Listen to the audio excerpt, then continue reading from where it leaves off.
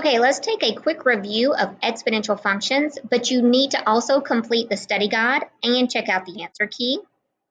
So let's take a look when we have a exponential function in the form of ab to the x,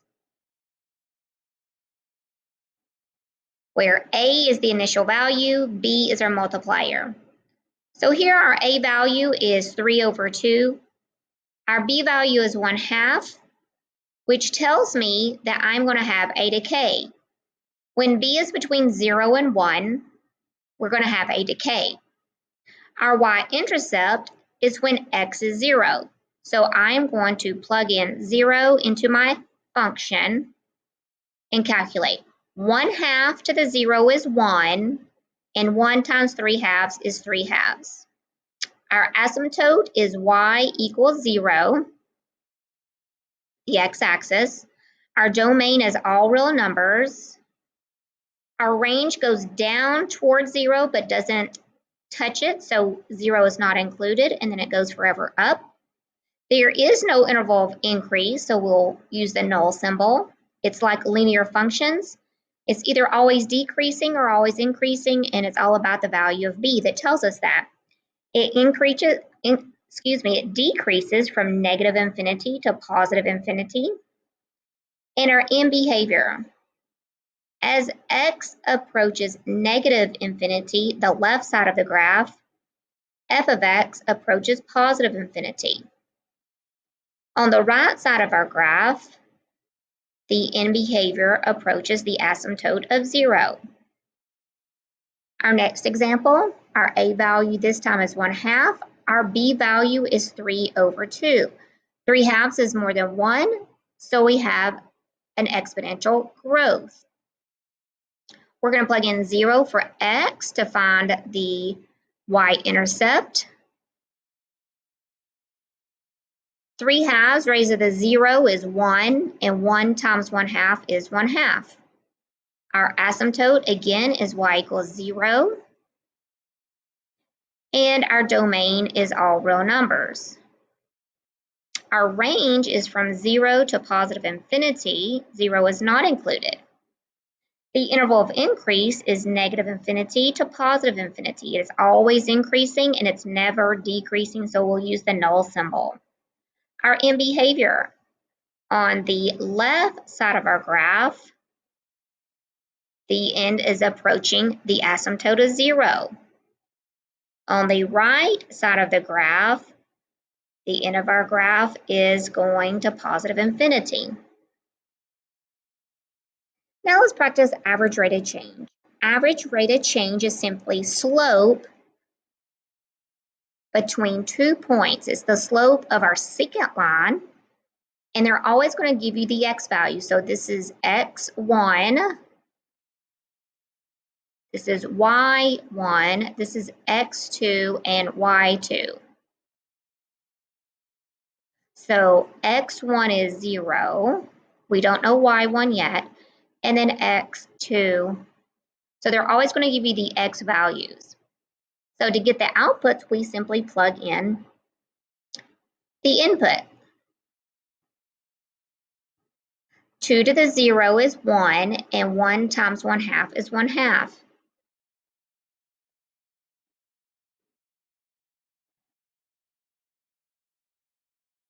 Two to the third is 8, and 8 times 1/2 is 4. So we have 4 minus 1/2 over 3 minus 0. So we're going to have 3 and 1/2 over 3. And we can use a calculator, and we are going to have 1 and 1.6 repeating, or 1 2/3. Let's find the average rate of change of this function, where x is -2 and x is 0.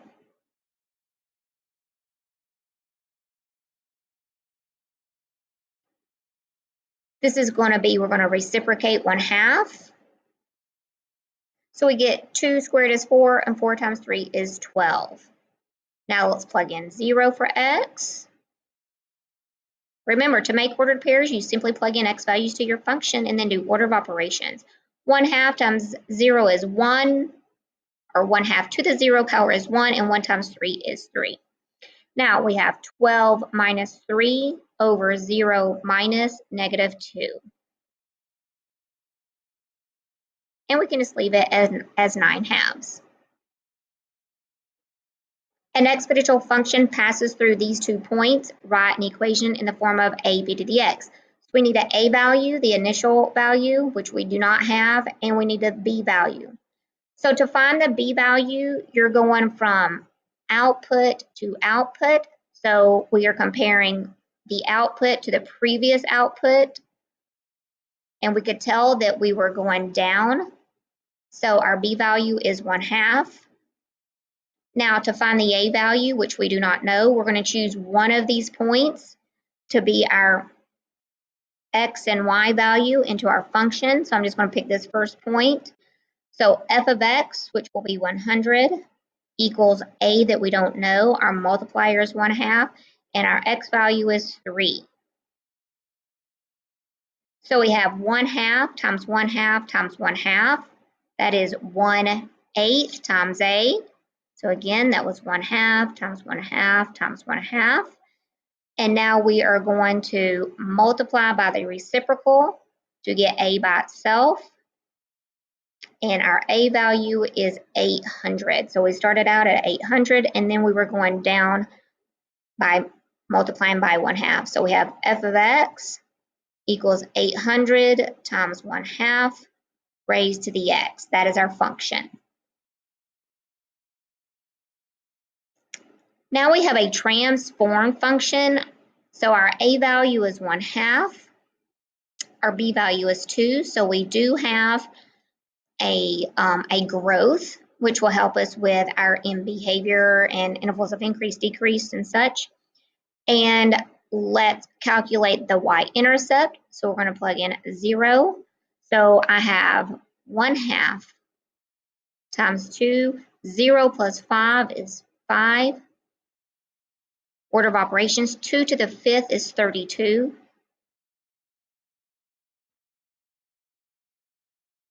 One half of 32 is 16 plus 2 gives us 18. Now let's do a sketch. So plus 5 says we're going to the left 5. So 1, 2, 3, 4, 5. And the plus 2 says we're going up 2. So our asymptote is y equals 2. It's your k value. So everything was shifted left and up.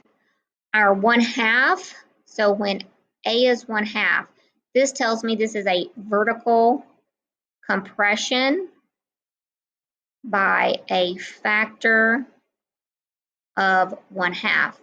So compression means it's going up more gradually, and so our graph will look something like this. Domain is all real numbers. The range goes from 2 and up, and 2 is not included. This is an exponential growth, so we have all real numbers that cause it to increase. It never decreases in behavior. On the left side, the graph is approaching the asymptote of 2. On the right side, the end of the graph is approaching positive infinity. Here we have a function. We have our b value, h and k. To fill in the blank to make a vertical stretch, that means we need an a value that is more than 1. So we could plug in a 3. So when a is 3, we have a vertical stretch.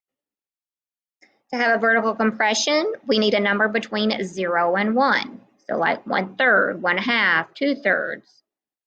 For a vertical reflection, our a value just needs to be negative. So we would have a negative out front. To be a vertical stretch, oh, this should say vertical stretch and vertical reflection. That should say reflection. To be a stretch, we need a number like 3 or 4 or 2 or whatever. But to be a vertical reflection, it needs to be negative. So our A value will be negative for the reflection. And then the absolute value of -3 is more than 1. So that's a stretch. To be a vertical compression and a vertical reflection, one, we need it to be negative to reflect. And to be a compression, we need something like 1/3. Here are our different formulas in the form of a b to the x, even though it's a little bit camouflaged. If we have a regular word problem that says increasing, we would use this formula and it will be increasing at a rate that we will turn to a decimal. If it said decreasing, we would subtract the rate from 1. So increasing, you add the rate to 1, decreasing, you subtract the rate. We use this formula, the compound interest, if the word compounded is in the word problem. And how many ever times it's compounded per year would be the n value. And then we have our explicit form when we're talking about geometric sequences. So we still have f of x equals a b to the x. So this is our a value. This would be the b value. Here's the a value. Here's the b value. Here, our big P is our little a, and then all of this part is the b value, and n times d is your x, so ab to the x. Then explicit form, we have our a here, our ratio is the b value, and then -1 is our x. So again, all of these are still a b to the x, where you have an initial number, you have a multiplier raised to an exponent. So let's take a look at a few of these. Joe invested $10 with a 50% rate compounded quarterly. So we're going to write the function using the compound formula. So $10 is the principal. It's going to be 1 plus. Compound interest is always 1 plus. Our rate as a decimal, 0.5. It was compounded quarterly, so that's 4 raised to 4 times t in years. Joe increased his investment of $10 with a 50% rate by the function. So again, an investment of $10, and it does increase, but it's not compounded. So we're going to have f of x, our initial value of $10, is going to be 1 plus our rate raised to the x. So we could write that and say 1.5 raised to the x.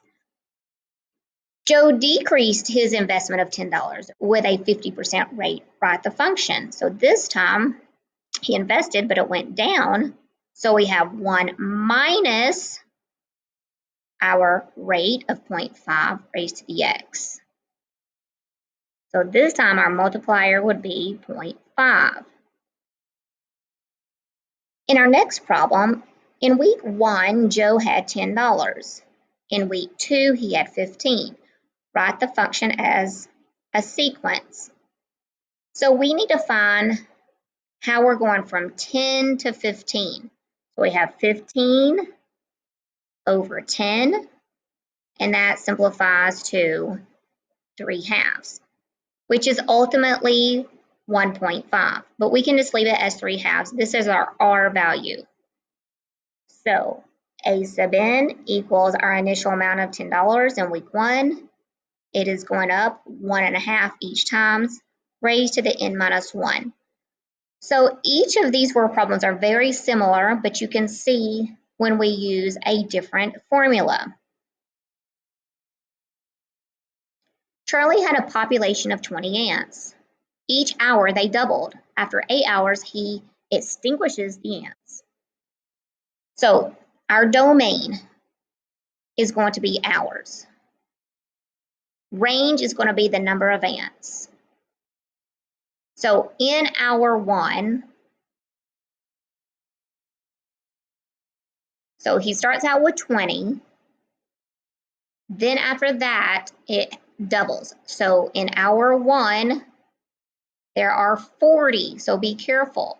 So in the beginning, before time started, there were 20 ants. So in hour 1, there were 40. In hour 2, they're going to be 80. In hour 3, so we're just doubling. And we're going to go all the way to hour 8. and then we're going to end it. And we're not going to do dot, dot, dot, because there is going to be a restriction. So now let's write the formula. A sub n equals 40, not 20. Then the multiplier is doubling, so it's times 2 raised to the n minus 1. We want to know how many ants there were in our 8. So we're going to plug in 8 for n, and we're going to use our calculator, and we're going to plug in 40 times 2 raised to the 7th.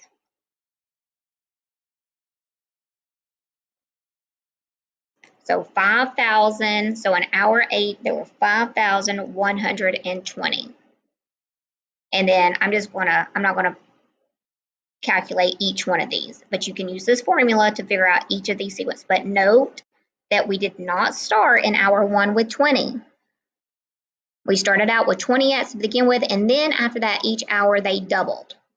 Now that's not always the case, so make sure that you read the problem carefully. Chad built some steps. Step 1 had 729 stones, step 2 had 243, step 3 had 81 stones, etc. So this time, we're going to have step 1, step 2, step 3. So the domain are the steps. Range are going to be the number of stones we have. So in step 1, there are 729 stones. Step 2, it decreases to 243. On step 3, there's going to be 81, and it says there's 7 steps in all. So let's write the formula so we can see how many stones are in step 7. A sub n equals, the first step has 729. So our number 1 in the problem, it does give us the initial amount, the A sub 1, unlike the previous problem. The rate, so it's going from 243, and we compare it to the previous one. So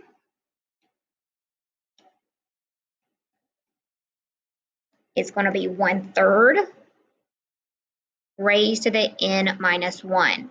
So we want to know in the 7th step, how many stones will there be?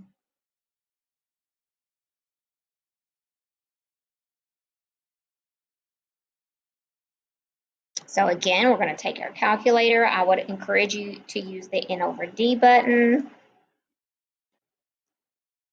for your 1/3 so you don't have the possible decimal, and raised to the power 6 now. And that's going to give us 1. So in step 7, there's going to be 1 stone. Again, make sure that you complete the study guide